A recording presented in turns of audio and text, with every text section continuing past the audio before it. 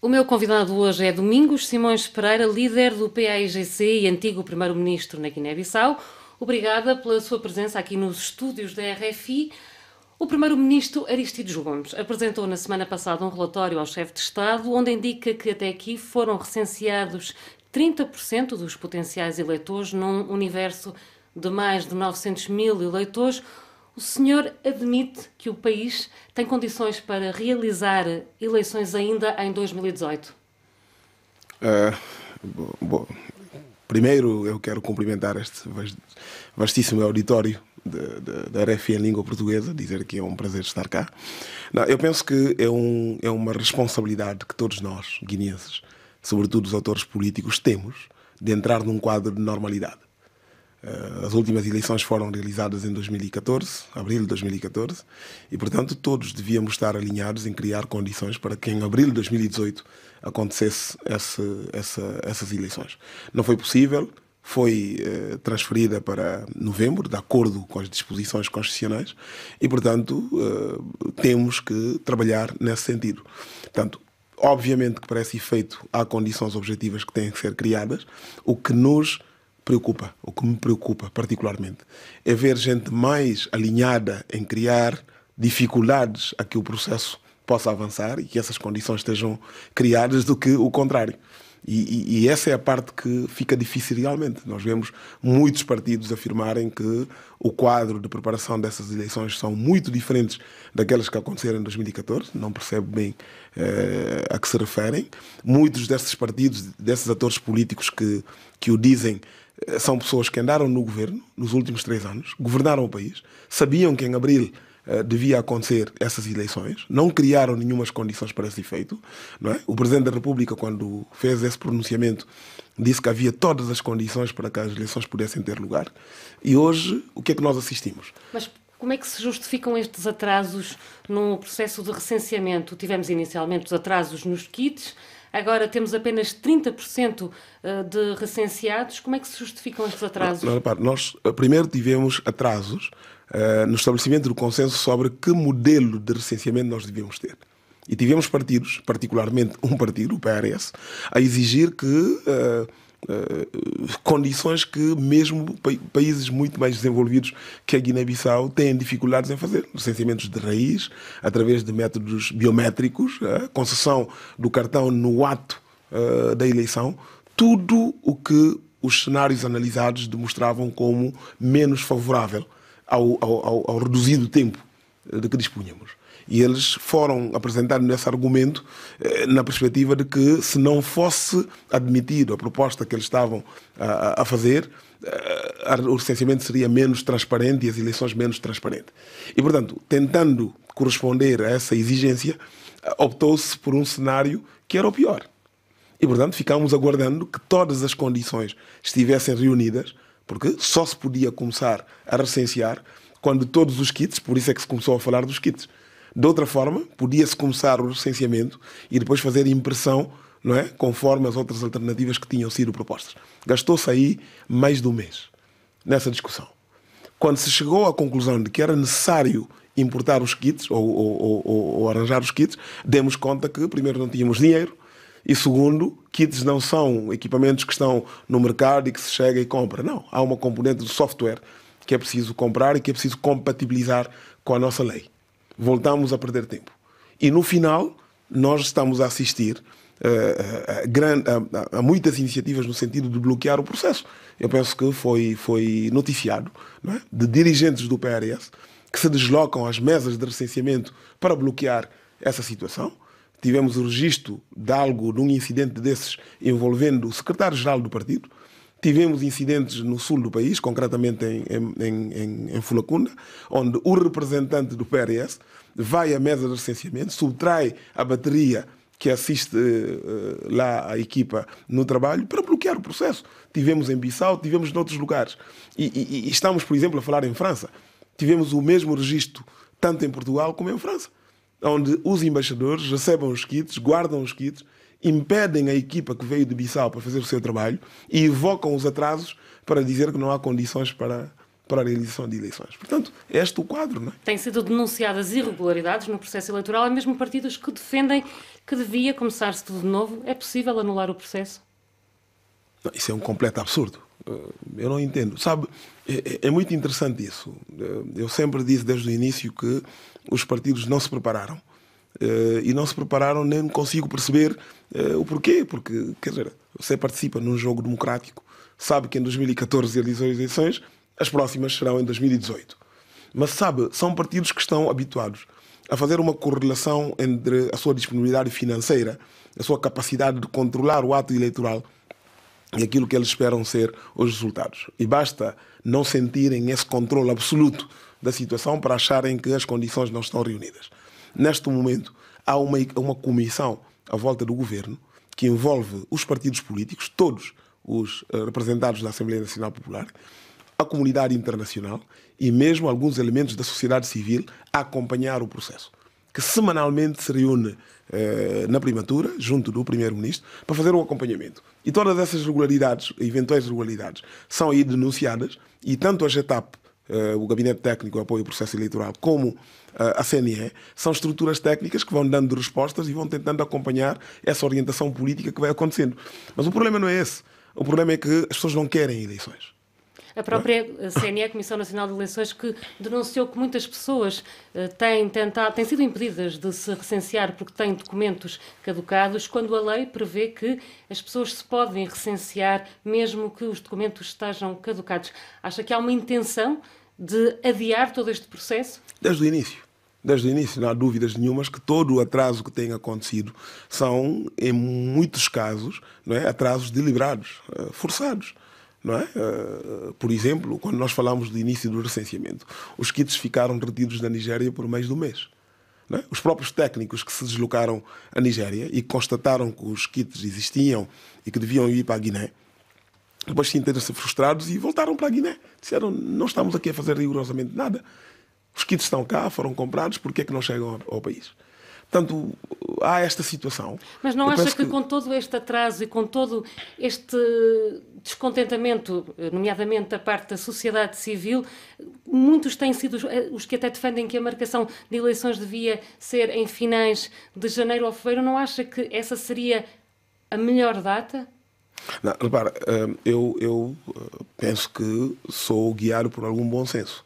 E, portanto, se houverem razões objetivas que demonstram que um adiamento, um pouco mais de tempo, dá a ganhar algo em termos da qualidade da realização das eleições, obviamente que teremos toda a capacidade de analisar, de aceitar essas propostas. O problema é que esta proposta de adiamento não é acompanhado por nada que demonstre que nós estamos a tentar ganhar em eficiência em relação ao processo.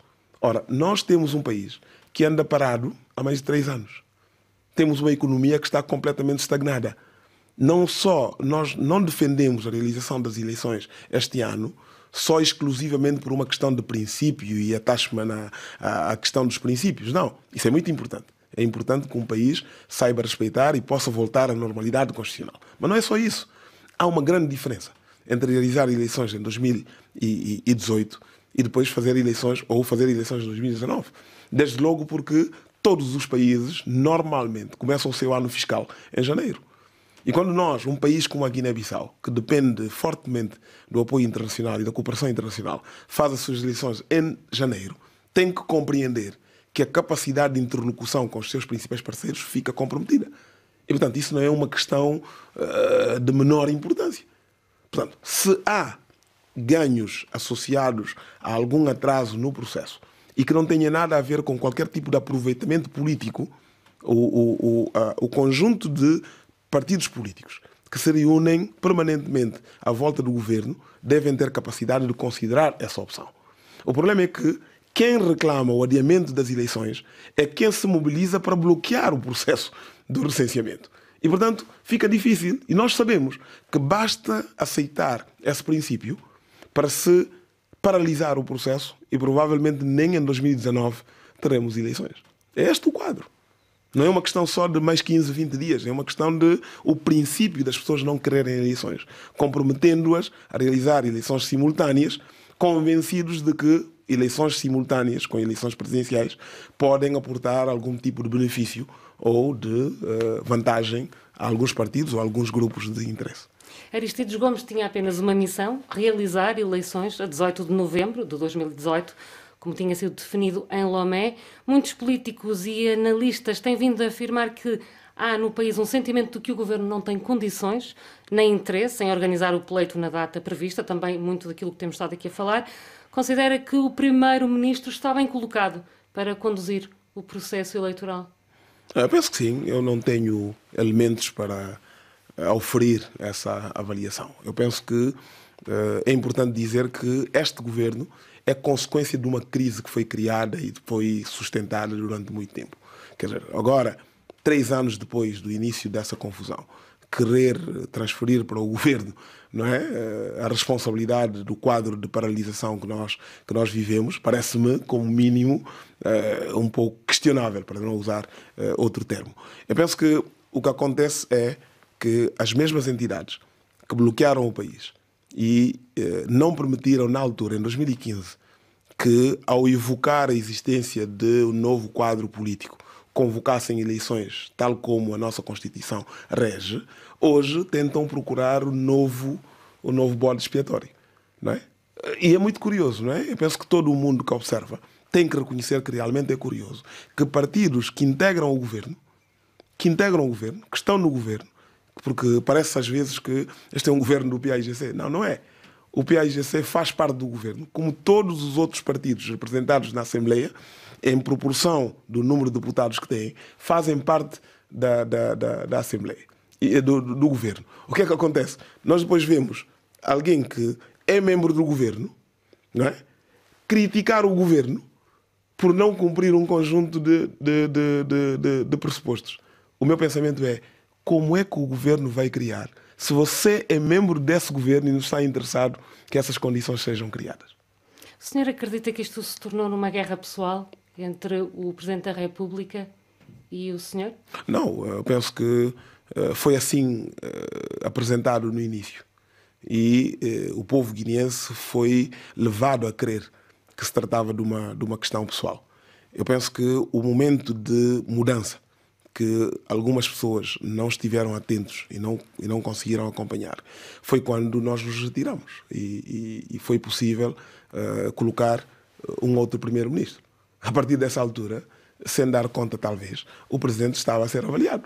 Se o problema era pessoal e eu me afastei e fui ocupar-me dos assuntos dentro do partido, o que se esperava era que o Presidente da República se entendesse com o Primeiro-Ministro que foi então proposto, até porque nós estávamos a falar de alguém de mais de 80 anos, que era a 4ª vez que era chamado a essa responsabilidade, que a nação diz ser provavelmente dos homens mais reputados em termos de condição moral, e que a convivência com o Presidente da República durou pouco mais ou pouco menos de um ano.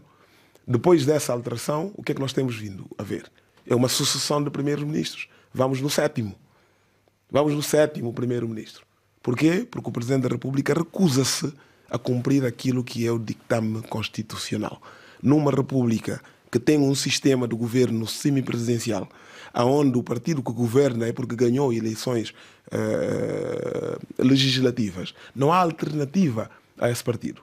Não havendo condições para continuar a governar, todo o mundo sabe que a doutrina diz que tem que convocar eleições antecipadas.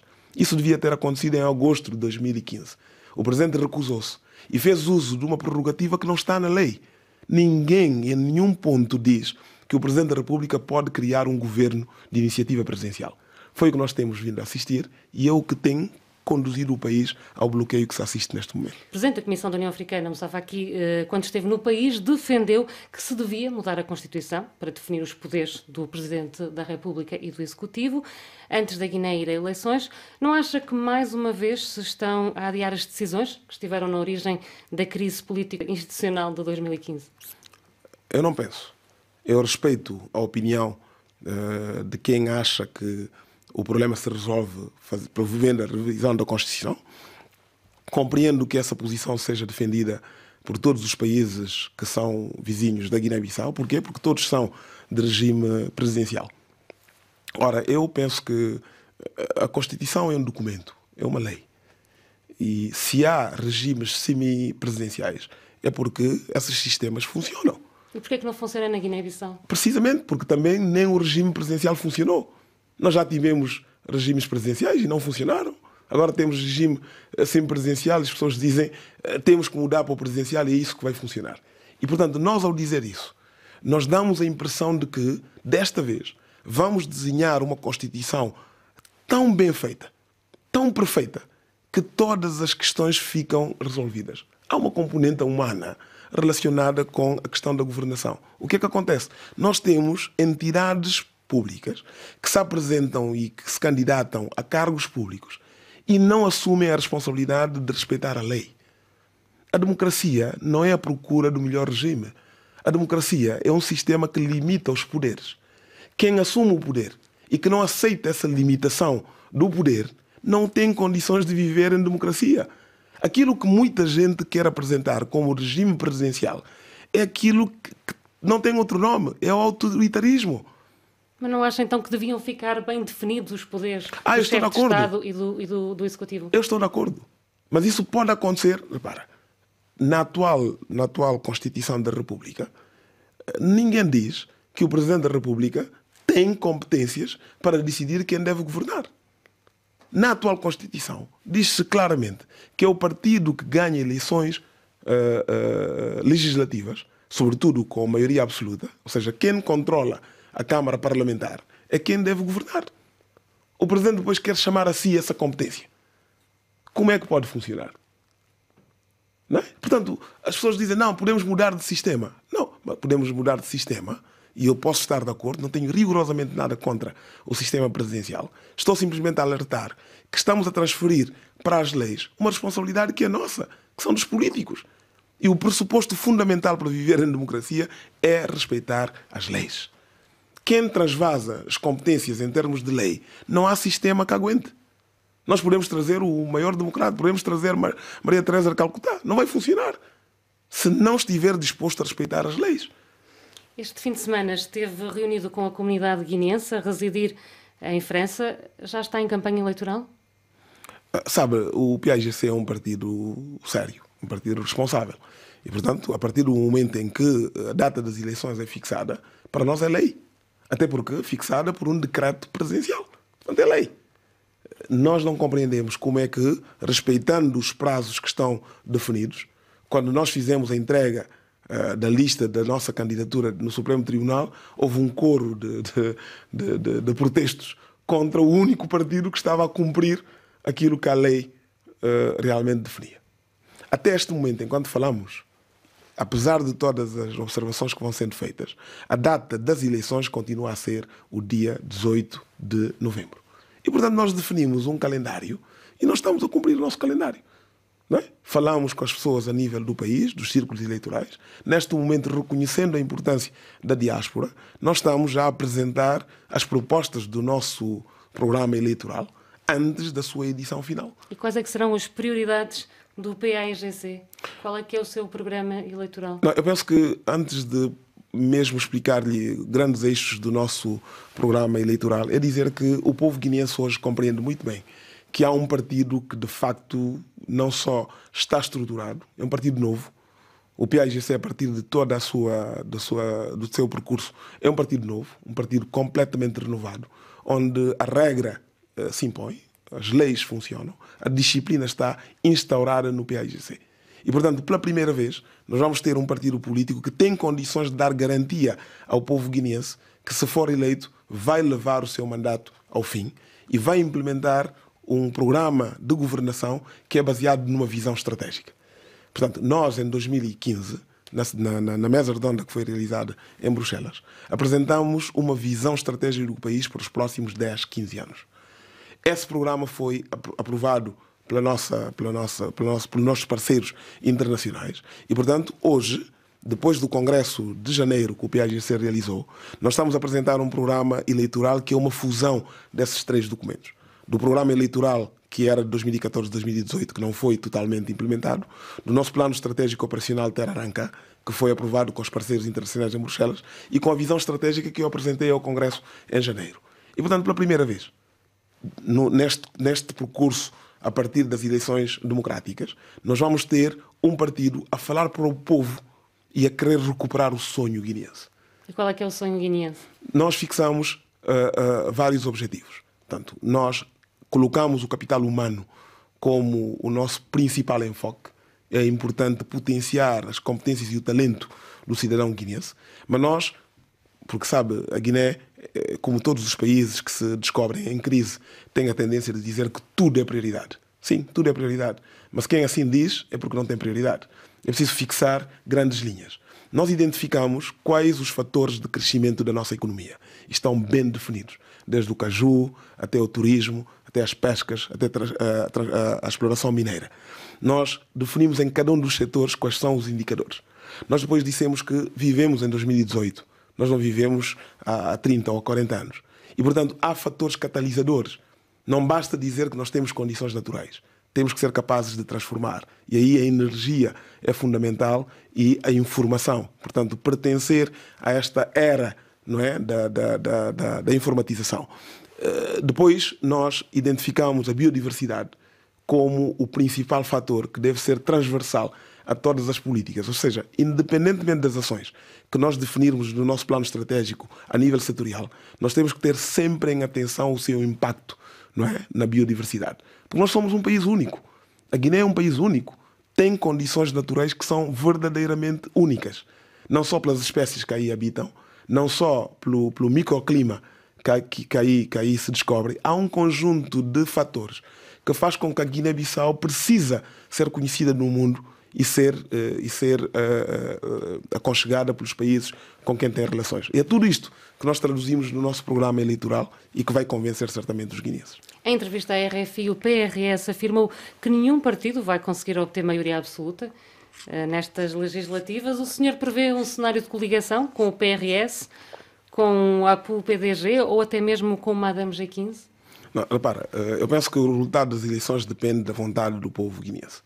O programa que nós vamos apresentar ao povo guineense vai ser acompanhado com um pedido muito claro, muito expresso, de que o PAIGC, para implementar esse plano e para levar toda essa visão em curso, precisa de facto de uma maioria confortável, de uma maioria absoluta. Precisa dessa maioria absoluta. Agora, o PAIGC respeita aquilo que for a vontade do povo. E uma coisa é certa. Nós vamos manter a porta aberta para o diálogo, nós vamos dialogar com todos os partidos, vamos dialogar com todas as forças vivas da nação e, em função desses resultados, nós estaremos dispostos a analisar todas as alternativas que possam viabilizar a implementação, não é, da visão estratégica que nós avançamos. Portanto, o que não pode ser condicionado é a implementação dessa visão. Todo o resto nós pensamos que pode ser discutido. Agora, diálogo sim, não significa necessariamente que o diálogo tem que resultar no estabelecimento de uma coligação ou de outra forma de entendimento. Agora, abertura para esse diálogo, com certeza. O senhor acredita que o PAIGC vai ser vencedor destas legislativas? O país sabe que neste momento precisa que o PAIGC ganhe as eleições. O povo guineense, que neste momento é constituído por mais de 30% de jovens, sabe que o seu futuro depende disso. O PAIGC se preparou. O PAIGC, quando foi arredado do poder em 2015, não é? Investiu na organização interna. Hoje, o PAIGC é um partido novo, um partido renovado, um partido preparado, um partido que consegue centrar-se naquilo que é essencial e evitar essas distrações. O país tem vivido de distração em distração. Cada vez há um novo tema que ocupa o nosso tempo e que nos desvia daquilo que é importante. Hoje, o PAIGC criou condições para que, se assumir a responsabilidade da governação, se ocupe da governação. Porque não vai precisar continuar a olhar para o retrovisor e cuidar-se das várias coisas que vão acontecendo ao redor. Hoje, quem está no partido sabe exatamente qual é a sua função. E é o que me dá a garantia de estar a dizer isso em nome do PAIGC. Engenheiro Domingos Simões Pereira, muito obrigada. Muito obrigado.